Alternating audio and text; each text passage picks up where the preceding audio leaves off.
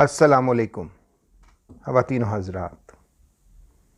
اللہ رب العزت نے آدم اور حوا کو اس کاروبار دنیا میں اسی مسابقت کے میدان عمل میں اتارا، اور الذی خلق الموت والحیات لیبلوکم ایکم احسن عملا، یعنی مسابقت کا ایک جذبہ تو آدم اور حوا کے درمیان تھا کہ دونوں میں سے کون اپنی زندگی میں اپنے حصے کی ذمہ داریوں سے عہدہ بر ہونے کے مراحل میں اپنے رب کی رضا کو مقدم رکھنے میں زیادہ مستعد ہے۔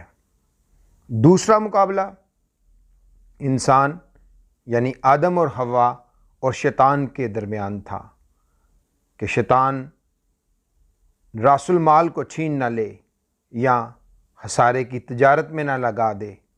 شیطان کا مقابلہ دونوں نے مل کر کرنا ہے، ایک دوسرے کا ہاتھ تھامے رکھنا ہے، اس لیے کہ دونوں کا دشمن ایک ہی ہے، اور ایک دلچسپ اور خوشگوار دوستانہ مسابقہ دونوں اصناف کے درمیان ہے۔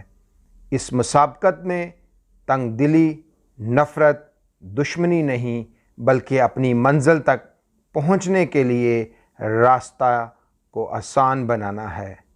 وسعت قلبی، محبت اور بشاشت کے ساتھ کہ دونوں کا محبوب حقیقی اور منزل ایک ہی ہے۔ جب دشمن بھی ایک ہی ہو اور منزل مراد بھی یکساں ہو تو ذمہ داریوں سے عہدہ بر ہونے کے لیے ایک دوسرے کی معاونت میں لطف و سرور آ جاتا ہے۔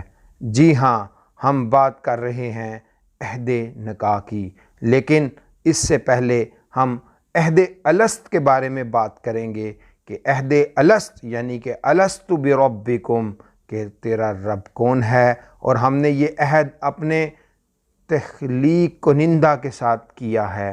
عہد الست کے بعد پہلا عہد نکاح ہے، جو اللہ تعالیٰ کے متعین کردہ قواعد و ضوابط کے تحت قائم کیا جاتا ہے۔ ساری انسانی معاشرت کی عمارت اسی بنیاد پر استوار کی گئی ہے۔ اس عمارت کی بنیاد جیسی ہوگی ویسا ہی معاشرہ وجود میں آئے گا، جیسے قواعد و ضوابط اس کے ہوں گے، جیسی ترجیحات اور رشتے کو قائم کرنے اور نبھانے کی ہوں گی، ویسے ہی نتائج سامنے آئیں گے۔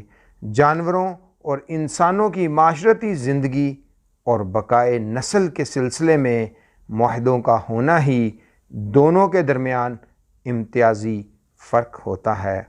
معاہدوں کو ایمانداری سے نبھانے والے اور نہ نبھانے والے انسان کبھی برابر نہیں ہو سکتے۔ شریک حیات کا انتخاب ہر انسان کی معاشرتی مجبوری ہے، تو مومن کے لیے یہ انتخاب اپنی دائمی معاشرتی زندگی کو ہمیشہ کامیابی سے ہمکنار کرنا ہے۔ یہ سوچ شریک زندگی کے انتخاب کا رخ متعین کرتی اور اس کو ایفائے عہد و وفا کا حسن عطا کرتی ہے۔ عزیزان گرامی، اور حقیقت یہ ہے کہ سارے انسانی اوصاف کا امتحان اسی ایک رشتے میں مخفی ہوتا ہے۔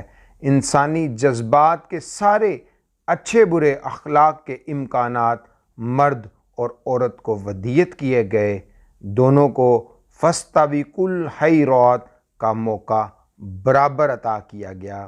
دونوں کی ہدایت اور رہنمائی کے لیے وہی ایک نبی صلی اللہ علیہ وآلہ وسلم اور ایک ہدایت اتاری، دونوں کو ایک ہی زمین کا میدان عمل دیا گیا، دونوں کے لیے سزا اور جزا کا ایک ہی قانون اتارا گیا، دونوں کے نیک اعمال کا صلہ ضائع نہ ہوگا، دونوں سے حیات طیبہ کا وعدہ کیا گیا، دونوں کو برابر ایک جیسی جنت کی طرف دوڑنے کی ترغیب دلائی گئی، دونوں سے ہی اللہ تعالیٰ نے اپنی رضامندی اور دیدار کرانے کا وعدہ کر رکھا ہے۔